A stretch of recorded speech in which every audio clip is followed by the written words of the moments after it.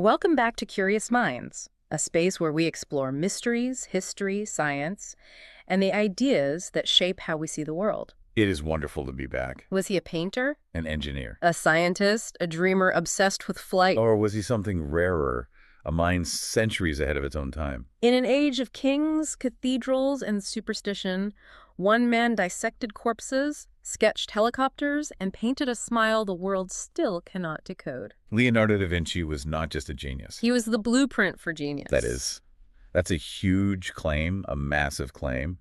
But, if anyone can possibly live up to that, it's Leonardo. Exactly. And that's our mission today. We're going to try, and I say try, to look past the Mona Lisa, though we will definitely talk about her, and past that image we all have of the old man with the long white beard. Right. We want to find the man who tried to understand, well, quite literally everything. And when you look at the stack of sources we have for this deep dive, I mean, we've got transcripts from PBS Novio, biographies, deep analyses of his inventions, even modern medical studies comparing his drawings to MRI scans. You realize that for him, there just was no distinction between art and science. To him, they were the same thing, weren't they? Completely. Just different methods of seeing the world. So it was all just... Observation. Yeah. Just relentless, uncompromising curiosity. He didn't put the world into boxes the way we do now. He didn't see, biology over here and architecture way over there. He saw the patterns connecting them. He saw the patterns, exactly. So let's go back. Let's set the scene. Because I think we have this tendency to imagine Leonardo just sort of popping out of a vacuum, fully formed. Yep. But he was born in 1452. That date is significant. 1452, Vinci, Italy. And Vinci isn't Rome. It's not Florence. It's a small hill town. Oh, tiny. It's in Tuscany, just outside Florence. Yeah. And the world he's born into is, well, it's messy. Italy isn't a country yet. It's this patchwork of city-states. Florence, Milan, Venice, Rome. They're all constantly fighting each other for power and influence. It's a very, very volatile environment. It sounds a bit like Game of Thrones, just, minus the dragons. Very much so. You have constantly shifting alliances, mercenary armies, political assassinations, intrigue. But at the same time, underneath all that violence, there is this massive intellectual shift happening. Humanism. The Middle Ages are fading, and humanism is on the rise. Let's pause on that term for a second, humanism, because it gets thrown around a lot in history class. In the context of 1452, what does that actually mean for the people living there? It's a pivot, a huge one. For centuries, the focus was almost entirely on the divine, on the next life, on scripture. The church was the lens through which you viewed absolutely everything. Right. Humanism was the rediscovery of classical Greek and Roman thought. It was this idea that human beings and human potential actually mattered. We could observe the world. We could understand it through reason. And that famous phrase, man is the measure of all things. So people are starting to look down at the earth and at each other instead of only looking up at heaven. Exactly. They're starting to ask questions again. And into this perfect storm of chaos and curiosity, Leonardo is born. But he's not born with a silver spoon in his mouth, is he? Far from it. And this seems to be the first really crucial point to understanding his genius. He was illegitimate. Right. He was the natural son of Ser Piero, who was a notary, basically a high-ranking lawyer, and a peasant woman named Caterina. Now, usually in the 15th century, being illegitimate would be a massive scarlet letter. I mean, a huge social disadvantage. Oh, socially, for sure. He couldn't inherit his father's titles or property. He couldn't easily marry into noble families. But for Leonardo, it was, and this is not an exaggeration, arguably the greatest gift he could have possibly received. Walk me through that logic. How is being a social outcast a gift? Because if he had been a legitimate son, he would have been absolutely expected to follow in his father's footsteps. Yeah, the family business. The family business. Ser Piero was a notary. His father before him was a notary. Leonardo would have been sent off to the university, forced to study Latin, law, all the dusty scholastic wisdom of the time. He would have become Leonardo the lawyer. We would have had Leonardo drafting contracts instead of the Last Supper. Exactly. Can you imagine? But because he was illegitimate, he was excluded from the guilds of the notaries. He was considered unlettered. He didn't get that formal classical education. He barely learned Latin until much, much later in his life. Which sounds like a handicap, but it meant he was free. He wasn't constrained by what Aristotle said about physics or what the church taught about biology. He had to learn from experience.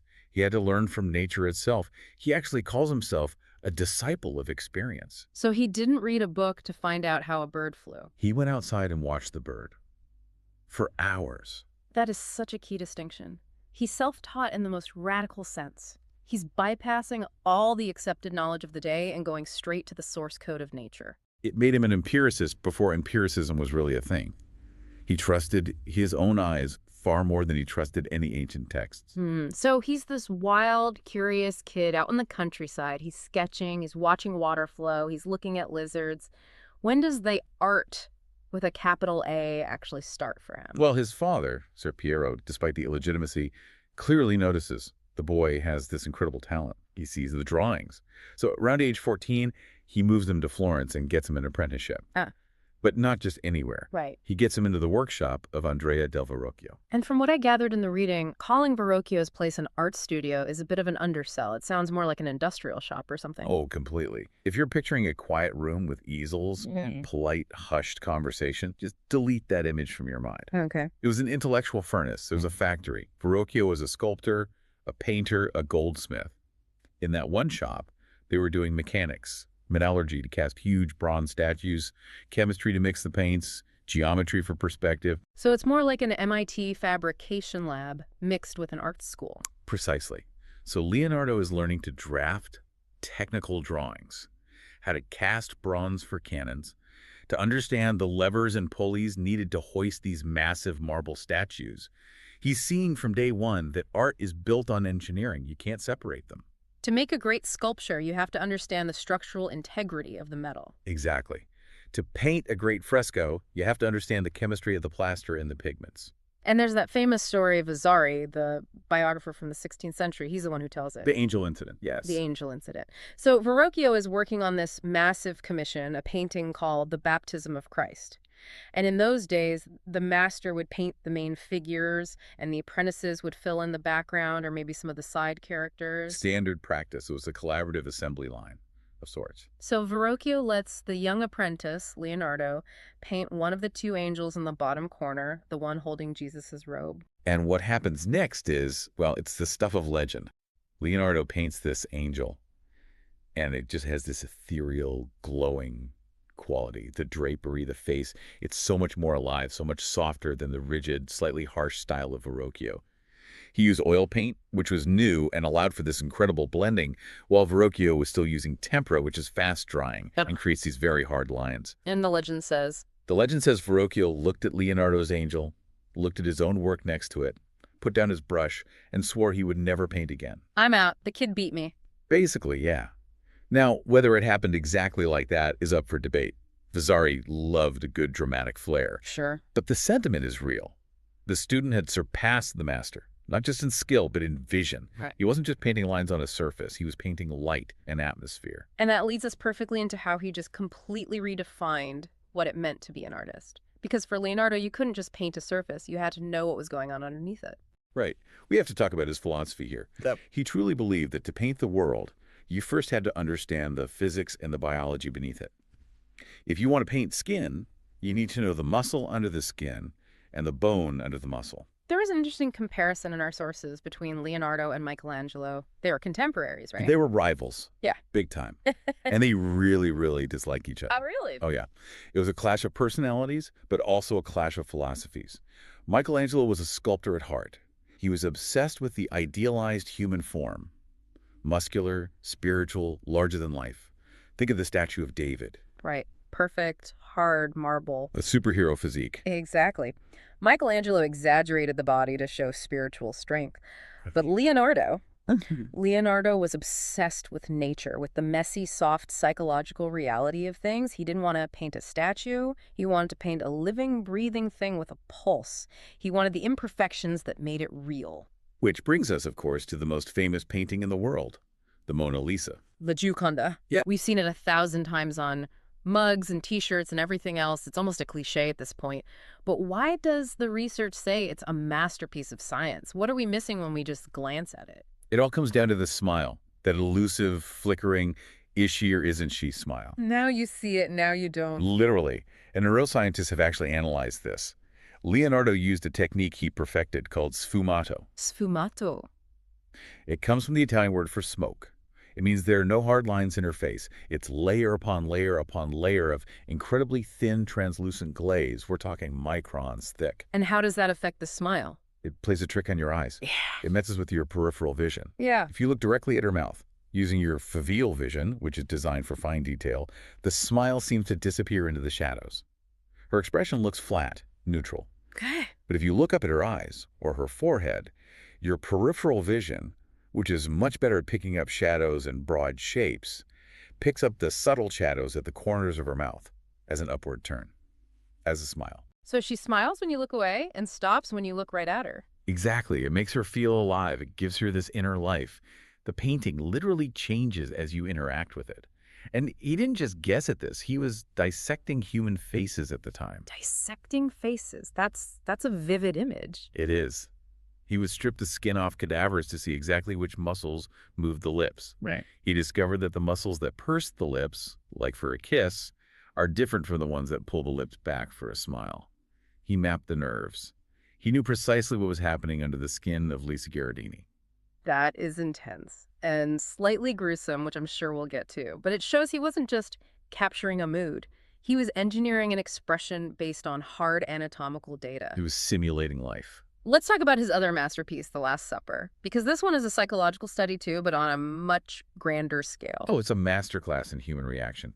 Before Leonardo, if you look at paintings of The Last Supper, they're usually pretty stiff. Yeah. Everyone's just sitting quietly at a table, looking holy. Pass the bread, please. Very polite. Right. Very static. Very reverent. But Leonardo chooses the most dramatic moment possible. The specific second, right after Jesus says, "One of you will betray me." So it's a bomb going off at the dinner table. It's a shockwave. And if you look at the painting, he groups the apostles in threes. And you see this wave of emotion rippling out from Christ's denial, anger, shock, confusion. Some are standing up, some are recoiling, some are pointing at themselves. And Judas, how does he handle the villain of the story? Judas is fascinating. In older paintings, Judas was often put on the other side of the table, isolated. Very obvious. Here's the bad guy. Subtle. Not at all. Leonardo keeps him with the group, but he uses psychology to isolate him. Judas is cast in shadow. He's clutching a little bag of money. And physically, he's the only one not protesting his innocence.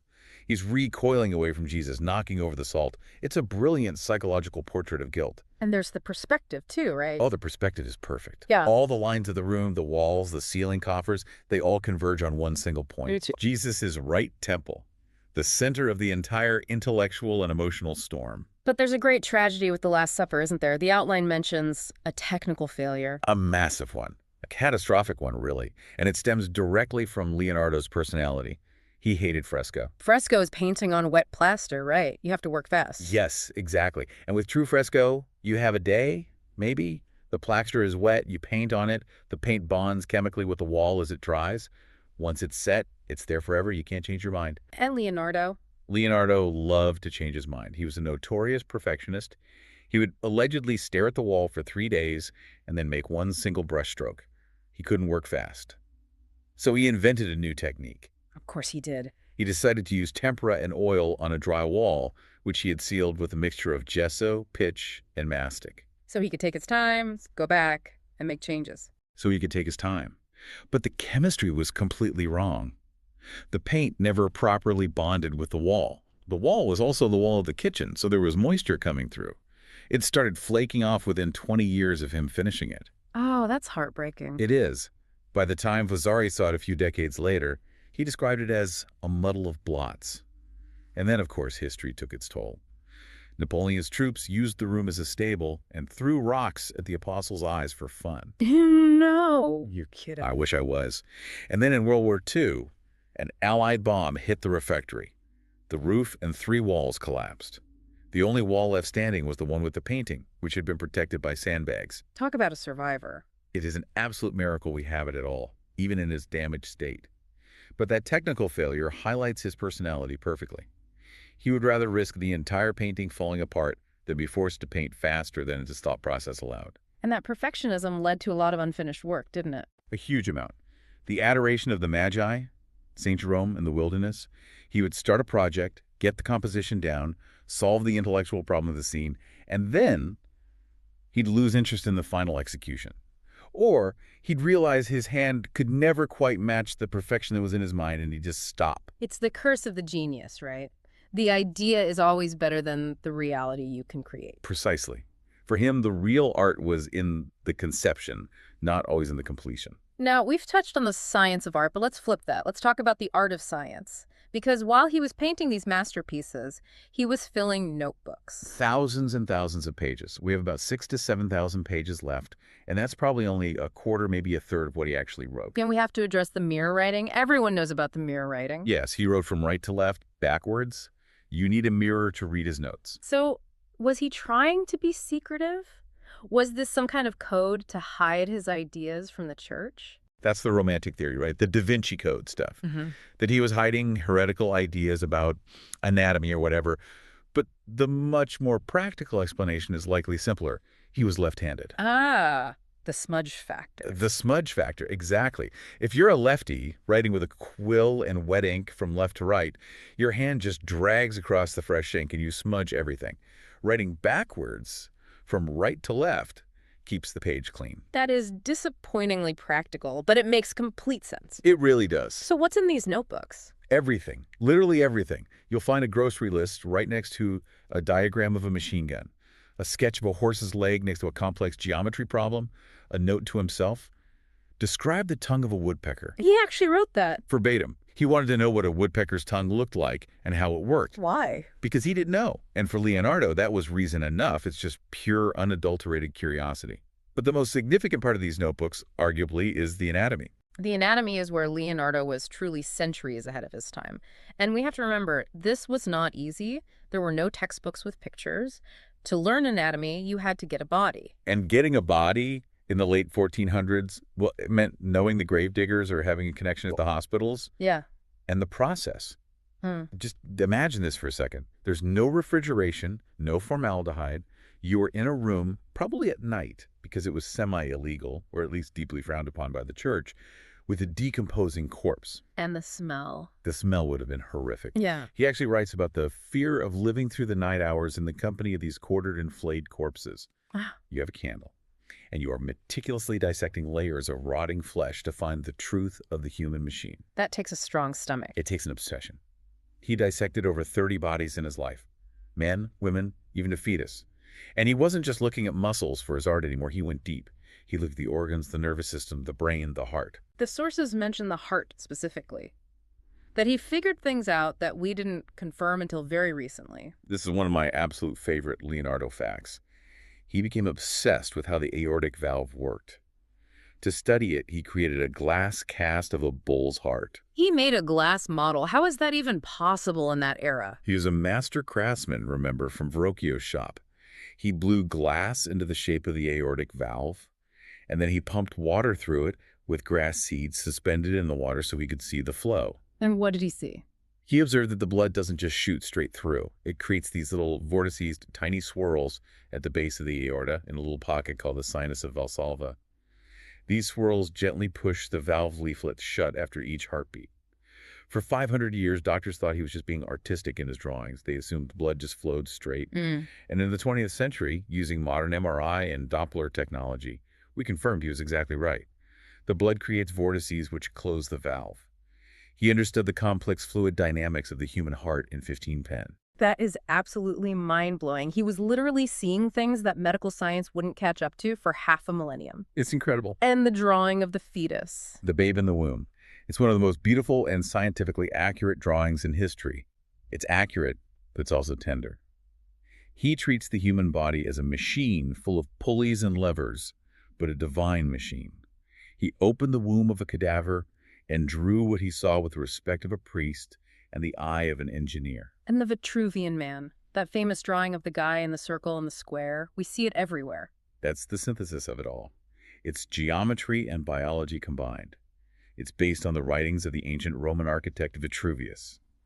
It shows how the human body fits perfectly into the two most perfect geometric shapes, the circle representing the divine and the square representing the earthly. Man is the measure of all things. It's the ultimate humanist symbol. We're not separate from the math of the universe. We fit right into it. So he's mastering the human body, the machine of man.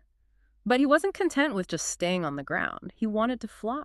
The obsession with flight, it consumed him for decades. I read that he would go to the marketplace and buy caged birds just to release them. Yes. And it wasn't just to be kind to the animals, though he was. Mm. It was to watch how they took off. He analyzed the physics of lift and drag. He noticed that birds move their wings faster on the downstroke than the upstroke to generate lift. He was studying And aerodynamics. he tried to build machines to mimic that. The ornithopter, which is basically a flapping wing machine. Mm-hmm. He designed several versions for a human to power. Like a bicycle for the sky. Exactly. He designed these complex harnesses where the pilot would lie down and use both their arms and their much stronger leg muscles to pump the wings. But the problem, which he eventually realized, is the power-to-weight ratio, right? Correct. Humans have strong legs, but we just don't have the massive chest muscles of a bird relative to our body weight. We simply can't generate enough power to flap wings big enough to lift us. We are too heavy, and our engine is too small. So he pivoted. He didn't give up. He pivoted to the aerial screw, which is, for all intents and purposes, the ancestor of the helicopter. It's a big spiral made of linen, stiffened with starch. The idea was that if 4 men spun it fast enough, it would screw itself up into the air, just like a screw goes into wood. Let it have worked. Not with human power. You just can't spin it fast enough. And the physics of solid screw mechanism creates a lot of drag without generating enough lift. But the concept, the idea of vertical takeoff using a rotor, that was absolutely revolutionary. But there was one of his flying inventions that did work, the parachute. Yes, the pyramid parachute. Describe it for me because it looks nothing like a modern parachute. Not at all. Modern parachutes are domes. They catch air and have a hole in the top to let air escape so they don't oscillate. Leonardo's was a rigid pyramid, like a tent, made of sealed linen stretched over a wooden frame. Mm-hmm. He wrote that with this device, a man could jump from any great height without suffering any injury. And for 500 years, people said, no way, it's too heavy, it's rigid, it won't work, it'll plummet. Until the year 2000. A British skydiver named Adrian Nicholas decided to prove it one way or the other. He built it to Leonardo's exact specifications. Wood, canvas, ropes, no modern materials. The thing weighed about 187 pounds. Wow, that's heavy. It's massive compared to a modern chute. And he took it up to 10,000 feet in a hot air balloon and jumped. That takes some serious nerve. It really does. And everyone watching was terrified. The heavy wooden frame would collapse or that he would spin out of control, but it worked perfectly. No way. In fact, Nicholas said it was a smoother, more gentle ride than a modern parachute. It didn't wobble or oscillate. It just floated down gracefully. Leonardo was right. Leonardo was right. 500 years later, his math and his design held up. That gives me chills. The blueprint still holds up. It really drives home that whole blueprint for genius idea. He saw the physics correctly. He just lacked the lightweight materials like nylon or aluminum and the engine power to make most of his dreams happen in his own time. Speaking of machines, we have to talk about the resume. Because this is one of the boldest, most audacious moves in history. The letter to Ludovico Sforza. This might be my single favorite document he ever wrote. So set the scene. Leonardo is in his 30s, he's in Florence, but he wants a bigger stage. He wants to move to Milan. Right. Florence is the center of art, but Milan is bigger, wealthier, and much more militaristic. Leonardo's getting bored of just painting angels. He wants to build big things. So he writes a job application to the Duke of Milan, Ludovico Sforza. And keep in mind, Leonardo is already known as a brilliant painter at this point. But in this letter, he lists 10 specific skills he can offer the Duke. And none of them are painting. Not one. What does he list? It's incredible. He says, I can build bridges that are light and strong and easily carried. I can destroy any fortress that is not built on stone. I can make mortars that hold stones in a storm. I can make covered wagons, safe and unassailable, a tank that will break the heaviest ranks of the enemy. I know how to divert rivers. It's a list of weapons of mass destruction. Completely. He is selling himself as a military engineer, first and foremost. He knew Sforza was terrified of the French invading. He played to his customers' deepest fears. And then at the very end, as item number 11, almost as an afterthought, he adds, also, in time of peace, I believe I can give perfect satisfaction in architecture.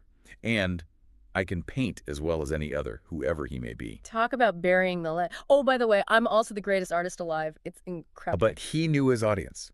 Sforza needed weapons. And Leonardo designed some truly terrifying ones. The tank. The armored car.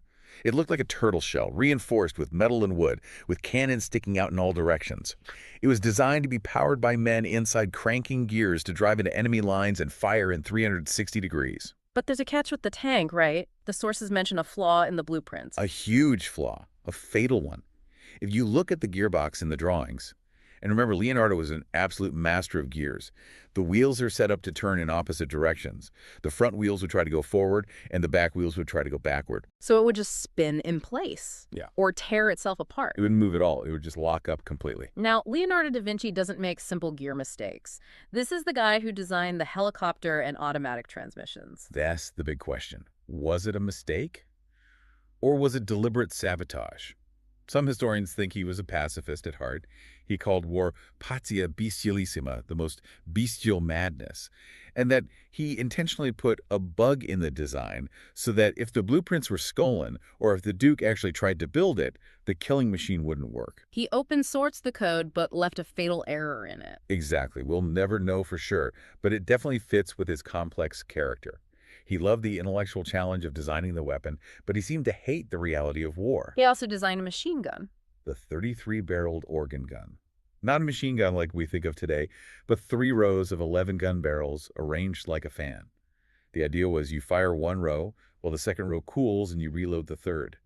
It solved the slow reload time of cannons. And the giant crossbow? That thing was just insane. It was supposed to be 25 yards wide. It wasn't meant to shoot giant arrows. It was meant to hurl boulders or flaming bombs. But mostly, it was psychological warfare.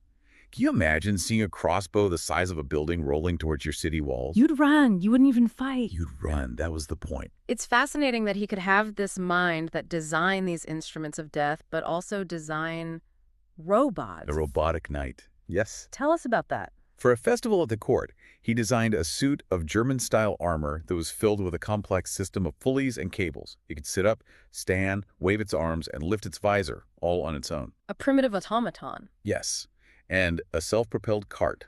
Basically, a robot car powered by coiled springs, like in a clock. It was likely for theatrical entertainment for parties at the court, but the engineering is incredibly sophisticated. It had programmable steering. You could set gears and pegs to make it turn left or right in specific predetermined intervals. That sounds like a very early form of computer programming. It is. It's algorithmic thinking in the 1490s. And didn't he design a bridge for the Sultan of the Ottoman Empire? Yes, for the Golden Horn in Constantinople, what is now Istanbul. The Sultan wanted a bridge. Leonardo sketched this massive, elegant, single-span bridge. It was unheard of for the time. No bridge of that length existed. The Sultan's engineers rejected it. They said it was impossible. Physics just doesn't work that way, sorry. But again, modern engineers at MIT recently tested the design. They used 3D printed blocks to build a scale model. And it holds its own weight perfectly. He used a specific pressed bow arch shape that distributed the weight in a way nobody else had thought of. It would have worked. The Sultan missed out. He really did. It would have changed engineering history. We've covered air and land.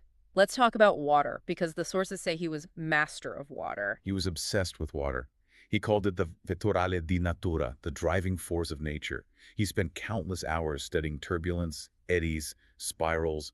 If you look at his drawings of water, they look just like his drawings of curly hair. He saw the same mathematical patterns everywhere. And he tried to engineer it on a massive scale. He worked with Niccolo Machiavelli, No. yes, that Machiavelli, on a plan to divert the Arno River. Why would they want to do that?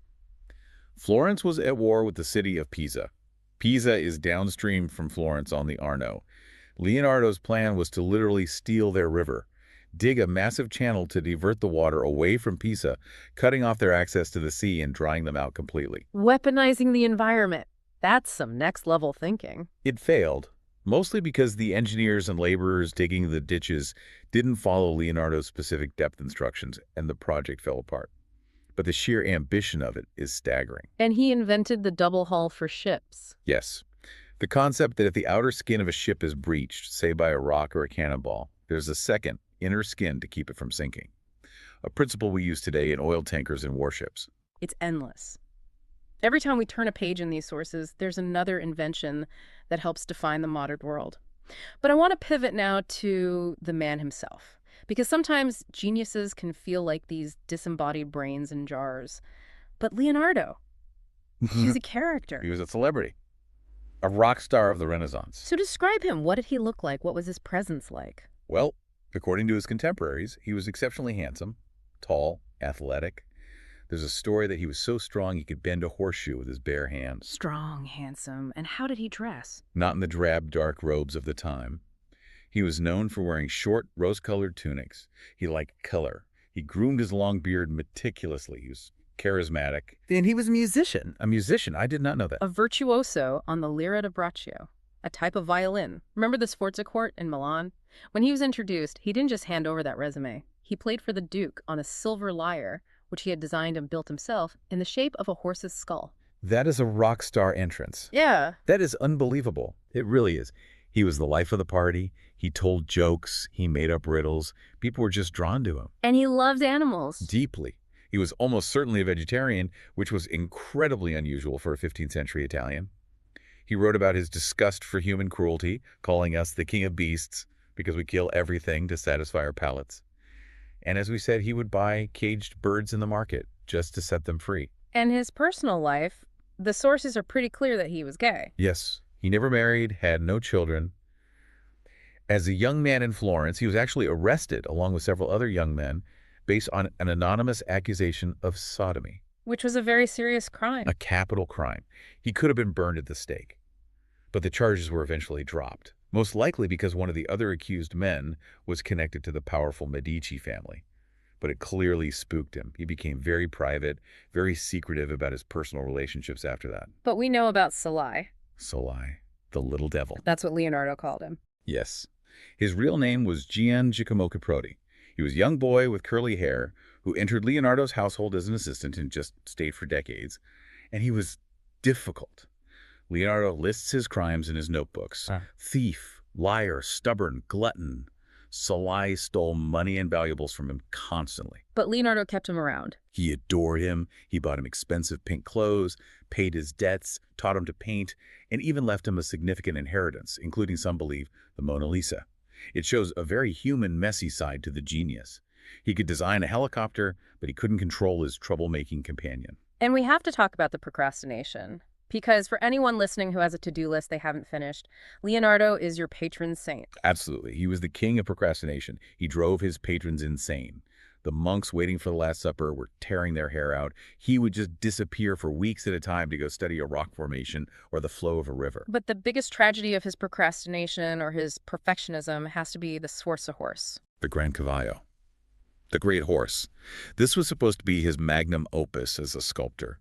A massive bronze equestrian statue, the biggest the world had ever seen, to honor Ludovico Sforza's father. How big are we talking? Enormous, 24 feet tall. Yeah. He spent years studying horses, dissecting them, measuring them, and he spent years building the full-size clay model. A full-size clay model. Yes, it was standing in a courtyard in Milan. It was magnificent. People who saw it said it was the greatest piece of sculpture ever made. He was finally ready to cast it in bronze. He had figured out the incredibly complex mold process for something that size. And then? War. The French were coming. The Duke needed bronze for cannons, not for statues. Oh, no. He took the 70 tons of bronze that were set aside for the horse and made weapons. And then, when the French army invaded Milan, the French archers found the giant clay horse and used it for target practice. I destroyed it. They destroyed it. It just crumbled into a pile of mud. The greatest sculpture Leonardo ever made, gone forever. It must have broken his heart. That is devastating. Just dust and mud. It's a powerful reminder that even for a genius like Leonardo, context matters. War destroys art. Politics gets in the way. So after Milan falls, Leonardo is a bit of a wanderer for a while, right? He bounces around. He goes to Venice, back to Florence, then to Rome. And in Rome, he kind of hits a wall. He hits the new generation. Michelangelo and Raphael are the new stars in town. They are young, they are fast, they are incredibly productive. Leonardo is now the old man who takes 10 years to finish a single painting. He's seen as the old guard. And the Pope gives him busy work. Basically, yeah. Go drain this marsh. Can you fix some mirrors for me? He feels deeply unappreciated. He writes in his notebook very bitterly, "The Medici created me and destroyed me." But then a lifeline. France. King Francis I. A young, ambitious king who absolutely worships Italian Renaissance culture. He invites Leonardo to the Loire Valley. He gives him a chateau. He gives him the Chateau Clos Lucé, right next to the royal palace. And he gives him the title, First Painter, Engineer, and Architect to the King. And essentially he says, here is a generous pension. You don't have to produce anything. Just be Leonardo, talk to me, share your mind with me. That's the dream retirement gig. It was. It was the perfect end for him. He brought his notebooks, his disciples, and he brought 3 paintings with him, one of which was the Mona Lisa. Which is why it's in the Louvre in Paris today and not in a gallery in Italy. Exactly. He worked on it and tinkered with it until the very end of his life. And when the end came, 1519, there's that famous story about his death. Vasari, our dramatic biographer, writes that Leonardo died in the arms of King Francis, that the king was holding his head, comforting him as he passed. It's a beautiful image. Genius and power embracing at the end. It is. It's a great painting. The artist Sangre painted it later. Hmm. But court records show the king was a 2-day journey away on the day Leonardo died. Fact check by history. But they were very close friends. The sentiment, if not the literal fact, holds up. The king mourned him deeply. So he dies at age 67, likely from a stroke. Yes. There's evidence he had some paralysis in his right hand in his final years, which is why he did more drawing than painting at the very end.